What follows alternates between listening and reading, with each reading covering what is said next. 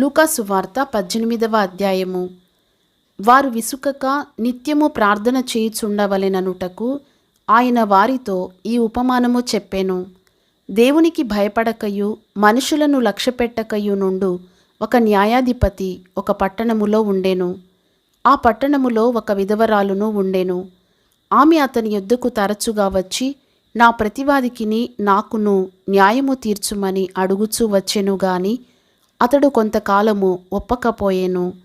తరువాత అతడు, నేను దేవునికి భయపడకయు మనుషులను లక్ష్యపెట్టకయు ఉండినను ఈ విధవరాలు నన్ను తొందరపెట్టుచున్నది గనుక ఆమె మాటిమాటికి వచ్చి గోజాడకుండునట్లు ఆమెకు న్యాయము తీర్తునని తనలో తాననుకొనెను. మరియు ప్రభువిట్లనెను, అన్యాయస్థుడైన ఆ న్యాయాధిపతి చెప్పిన మాట వినుడి. దేవుడు తాను ఏర్పరచుకొనిన వారు దివారాత్రులు తన్ను గూర్చి మొర్రపెట్టుకొనుచుండగా వారికి న్యాయము తీర్చడా? ఆయన వారికి త్వరగా న్యాయము తీర్చును. వారి విషయమే గదా ఆయన దీర్ఘశాంతము చూపుచున్నాడని మీతో చెప్పుచున్నాను. అయినను మనుష్య కుమారుడు వచ్చునప్పుడు ఆయన భూమి మీద విశ్వాసము కనుగొనునా? తామే నీతిమంతులని తమ్ము నమ్ముకొని ఇతరులను తృణీకరించు కొందరితో ఆయన ఈ ఉపమానము చెప్పెను. ప్రార్థన చేయుటకై ఇద్దరు మనుషులు దేవాలయమునకు వెళ్ళిరి. వారిలో ఒకడు పరిసయ్యుడు, ఒకడు సుంకరి. పరిసయ్యుడు నిలువబడి, దేవా, నేను చోరులను, అన్యాయస్తులను, వ్యభిచారులనైన ఇతర మనుషుల వలెనైనను ఈ సుంకరి వలెనైనను ఉండనందుకు నీకు కృతజ్ఞతాస్తుతులు చెల్లించుచున్నాను. వారమునకు 2 మారులు ఉపవాసము చేయుచు నా సంపాదన అంతటిలో 10వ వంతు చెల్లించుచున్నానని తనలో తాను ప్రార్థించుచుండెను. అయితే సుంకరి దూరముగా నిలుచుండి ఆకాశము వైపు కన్నులెత్తుటకైనను ధైర్యము చాలక రొమ్ము కొట్టుకొనుచు, దేవా, పాపినైన నన్ను కరుణించుమని పలికెను. అతని కంటే ఇతడు నీతిమంతుడుగా తీర్చబడి తన ఇంటికి వెళ్ళెనని మీతో చెప్పుచున్నాను.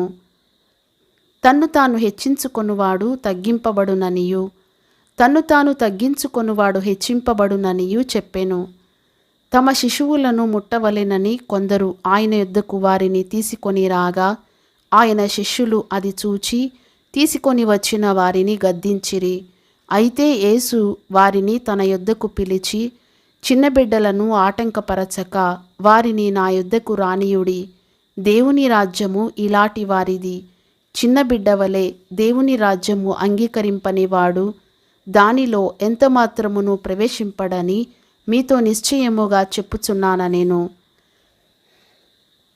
ఒక అధికారి ఆయనను చూచి, సద్బోధకుడా, నిత్య జీవమునకు వారసుడనగుటకు నేనేమి చేయవలెనని ఆయననడిగెను. అందుకు యేసు, నేను సత్పురుషుడనని ఎలా చెప్పుచున్నావు? దేవుడొక్కడే తప్ప మరి ఎవడునూ సత్పురుషుడు కాడు. వ్యభిచరింపవద్దు, నరహత్య చేయవద్దు, దొంగిలవద్దు, అబద్ధ సాక్ష్యము పలుకవద్దు, నీ తల్లిదండ్రులను సన్మానింపుమను ఆజ్ఞలను ఎరుగుదువు గదా అని అతనితో చెప్పెను. అందుకతడు, బాల్యము నుండి వీటినన్నిటినీ అనుసరించుచునే ఉన్నానెను. యేసు విని, నీకింకా ఒకటి కొదువగా ఉన్నది. నీకు కలిగినవన్నీయు అమ్మి బీదలకిమ్ము. అప్పుడు పరలోకమందు నీకు ధనము కలుగును. నీవు వచ్చి నన్ను వెంబడింపుమని అతనితో చెప్పెను. అతడు మిక్కిలి ధనవంతుడు గనుక ఈ మాటలు విని మిక్కిలి వ్యసనపడగా యేసు అతని చూచి, ఆస్తి గలవారు దేవుని రాజ్యములో ప్రవేశించుట ఎంతో దుర్లభము. ధనవంతుడు దేవుని రాజ్యములో ప్రవేశించుట కంటే సూది బెజ్జములో ఒంటె దూరుట సులభమని చెప్పెను. ఇది వినిన వారు, అలాగైతే ఎవడు రక్షణ పొందగలడని అడుగగా ఆయన, మనుషులకు అసాధ్యములైనవి దేవునికి సాధ్యములని చెప్పెను. పేతురు, ఇదిగో, మేము మాకు కలిగినవి విడిచిపెట్టి నిన్ను వెంబడించితిమనగా ఆయన, దేవుని రాజ్యము నిమిత్తమై ఇంటినైనను, భార్యనైనను, అన్నదమ్ములనైనను, తల్లిదండ్రులనైనను, పిల్లలనైనను విడిచిపెట్టిన వాడెవడును ఇహమందు చాలా రెట్లును పరమందు నిత్య జీవమును పొందకపోడని నిశ్చయముగా మీతో చెప్పుచున్నానని వారితో అనెను. ఆయన తన 12 మంది శిష్యులను పిలిచి, ఇదిగో యెరూషలేమునకు వెళ్ళుచున్నాము. మనుష్య కుమారుని గూర్చి ప్రవక్తల చేత వ్రాయబడిన మాటలన్నీయు నెరవేర్చబడును. ఆయన అన్యజనులకు అప్పగింపబడును. వారు ఆయనను అపహసించి అవమానపరచి ఆయన మీద ఉమ్మివేసి ఆయనను కొరడాలతో కొట్టి చంపుదురు. 3వ దినమున ఆయన మరలా లేచునని చెప్పెను. వారు ఈ మాటలలో ఒకటైనను గ్రహింపలేదు. ఈ సంగతి వారికి మరుగు చేయబడెను గనుక ఆయన చెప్పిన సంగతులు వారికి బోధపడలేదు. ఆయన యెరికో పట్టణమునకు సమీపించినప్పుడు ఒక గ్రుడ్డివాడు త్రోవ ప్రక్కను కూర్చుండి భిక్షమడుగు కొనుచుండెను.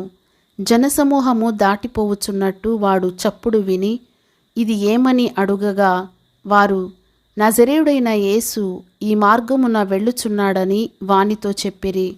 అప్పుడు వాడు, యేసు, దావీదు కుమారుడా, నన్ను కరుణించుమని కేకలు వేయగా ఊరకుండుమని ముందర నడుచుచుండిన వారు వానిని గద్దించిరి గాని వాడు మరి ఎక్కువగా, దావీదు కుమారుడా, నన్ను కరుణించుమని కేకలు వేసెను.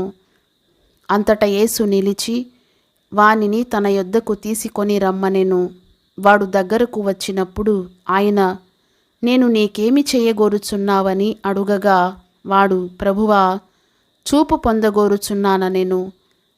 యేసు, చూపు పొందుము, నీ విశ్వాసము నిన్ను స్వస్థపరచెనని వానితో చెప్పెను.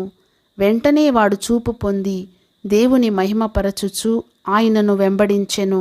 ప్రజలందరూ అది చూచి దేవుని స్తోత్రము చేసిరి.